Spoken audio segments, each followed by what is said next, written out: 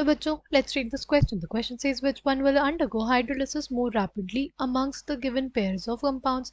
हमें बताना है x और y में से कौन जल्दी कौन सी रिएक्शन देगा, सॉल्वोलिसिस रिएक्शन देगा. ठीक है. अच्छा, the key concept for this question is stability of carbocation. Stability of carbocation.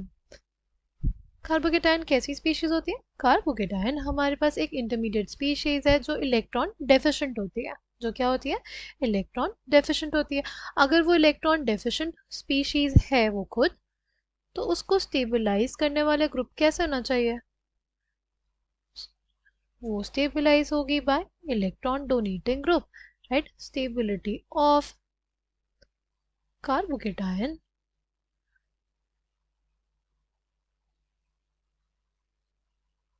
is basically directly proportional to क्या? Electron donating group. जो इलेक्ट्रॉन डेंसिटी को बढ़ाएंगे उन ग्रुप्स के वजह से स्टेबिलिटी ऑफ कार्बोकेटाइन जो होता है वो बढ़ता है. अगर हम लोग बात करें इलेक्ट्रॉन विड्रॉइंग ग्रुप के रिस्पेक्ट में, तो वो तो उनकी स्टेबिलिटी कम कर देंगे ना, क्योंकि ऑलरेडी उसके पास इलेक्ट्रॉन डेफिशिएंसी है. और वो अगर इलेक्ट्रॉन डेंसिटी और पुल करेगा तो उसकी जो स्टेबिलिटी होगी वो क्या हो जाएगी? वो डिक्रीज हो जाएगी. ठीक है. अच्छा, अब अगर बात करते हैं और भी फैक्टर्स की. राइट. तो हमारे पास इस क्वेश्चन में जो सॉल्वोलिसिस दिया हुआ है, सॉल्वोलिसिस हमारे पास तब होगा जब हमारे पास जो हैलोजन और कार्बन का बॉन्ड है वो टूटेगा. राइट. पहला स्टेप तो हमारे पास यही होगा ना कि हमारे पास एक कार्बोकेटाइन फॉर्म होगा. तो जितने जल्दी ये कार्बन और हैलोजन का बॉन्ड टूटेगा, उतना ज़्यादा रैपिडली हमारे पास क्या देखने को मिलेगा? सॉल्वोलिसिस. अच्छा, बेटर लिविंग ग्रुप कौन होता है? Iodide ion, bromide ion, chloride ion या fluoride ion. Better leaving group हमारे पास होता है आयोडाइड आयन. राइट. फिर हमारे पास ब्रोमाइड आयन और फिर जाके क्लोराइड आयन. राइट. ये है ऑर्डर किसका? लिविंग ग्रुप एबिलिटी का. राइट. ऑर्डर किसका है? लिविंग ग्रुप एबिलिटी का. जितना जल्दी लिविंग ग्रुप जाएगा उतना रैपिडली हमारे पास प्रोडक्ट बनेगा, क्योंकि उतने रैपिडली हमारे पास क्या बनेगा? कार्बोकेटाइन बनेगा. ठीक. फिर अगर बात करते हैं कार्बोकेटाइन की स्टेबिलिटी की, तो सबसे ज़्यादा स्टेबलाइज्ड कौन से होते हैं? नॉन क्लासिकल कार्बोकेटाइन्स जो होते हैं. Right. Non classical carbocations. Right. फिर हमारे पास जो फैक्टर आते हैं वो होता है रेजोनेंस स्टेबलाइज कार्बोकेटाइन. फिर आएगा ड्यू टू हाइपर कॉन्जुगेशन की वजह से स्टेबलाइज्ड कार्बोकेटाइन. और लास्ट में हमारे पास आएगा इंडक्टिव इफेक्ट की वजह से स्टेबलाइज्ड कार्बोकेटाइन. राइट. नाउ अगर बात करते हैं फर्स्ट वाले में अगर देखें जो हमारे पास कार्बोकेटाइन बनेगा एक्स वाला, वो क्या हो जाएगा? कार्बन हैलोजन का बॉन्ड टूटेगा और कार्बोकेटाइन यहाँ पे बनेगा एक्स वाला. और वाई वाला अगर देखते हैं, कार्बन हैलोजन का बॉन्ड टूटने पे हमारे पास क्या आ जाएगा? हमारे पास कार्बोकेटाइन यहाँ पे आएगा.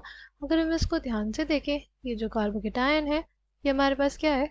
ये रेजोनेंस स्टेबलाइज्ड है. ये कार्बोकेटाइन क्या है? हमारे पास रेजोनेंस स्टेबलाइज्ड है. राइट. तो y will be more stable than x. ठीक है. अगर बात करते हैं सेकंड की, सेकंड में देखो, सेकंड में हमारे पास कुछ ऐसी स्पीशीज है. राइट. अगर इसमें बॉन्ड टूटेगा कार्बन और हैलोजन का, यहाँ पे कार्बोकेटाइन बनेगा. राइट. और दूसरा पॉसिबिलिटी क्या है? दूसरी पॉसिबिलिटी ये है कि हमारे पास कुछ ऐसी स्पीशीज बने, है ना? किससे बनी है हमारे पास? ये वाई वाले से. अब हमें डिसाइड करना है वाई और एक्स में कौन ज़्यादा स्टेबल होगा. तो देखो OH है ना, ऑक्सीजन के पास है lone pair of electrons. Lone pair of electron से स्टेबलाइज कर देगा किसको? हमारे कार्बोकेटाइन को, क्योंकि इलेक्ट्रॉन डेंसिटी रिंग के अंदर देगा. राइट. और अगर ये इलेक्ट्रॉन डेंसिटी रिंग में देगा बाय रेजोनेंस, तो इलेक्ट्रॉन डेंसिटी रिंग की बढ़ाएगा, रिंग की इलेक्ट्रॉन डेंसिटी हमारे पास बढ़ेगी, तो इस कार्बोकेटायन की भी स्टेबिलिटी बढ़ जाएगी। यहाँ पर तो सिंपली बेंजिल कार्बोकेटायन है, यहाँ पे OH की वजह से, OH ग्रुप की वजह से Y will be more stable than X। ठीक, फिर नेक्स्ट में देखो, यहाँ पे यहाँ से निकलेगा आयोडाइड आयन और यहाँ से निकलेगा क्लोराइड आयन। कौन जल्दी निकलेगा? Leaving group ability iodide ion की ज़्यादा होती है, इस वजह से X will undergo hydrolysis more rapidly than Y। ठीक है, थर्ड में हमारे पास क्या आ जाएगा? थर्ड में X will go solvolysis या hydrolysis faster than Y। अगर लास्ट में देखें, लास्ट में भी हमारे पास किस चीज़ का रोल है? स्टेबिलिटी ऑफ कार्बोकेटायन का, राइट। यहाँ पे कार्बोकेटायन बनेगा जब कार्बन हाइड्रोजन बॉन्ड टूटेगा, और एक कार्बोकेटायन यहाँ पे बनेगा। ये हमारे पास कैसा कार्बोकेटायन है? ये 1 डिग्री कार्बोकेटायन है, और ये हमारे पास 3 डिग्री कार्बोकेटायन है।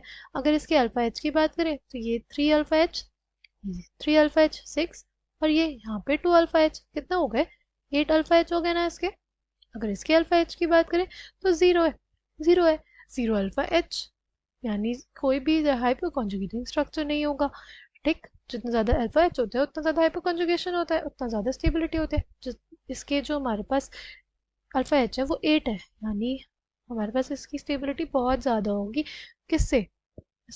एक्स वाले से, राइट।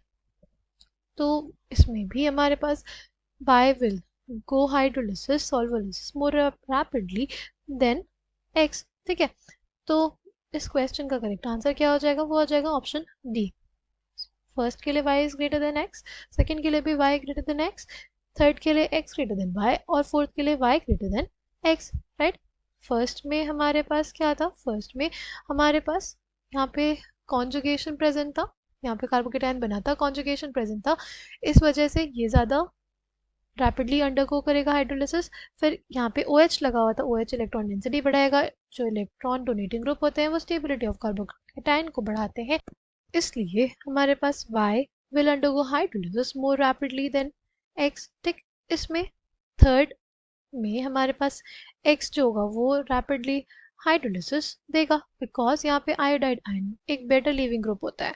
ठीक, फिर इन दोनों में डिसाइड करना था, इन दोनों में हमने देखा कि इसमें टर्शरी कार्बोकेटायन बना हमारे पास, इसमें प्राइमरी बना।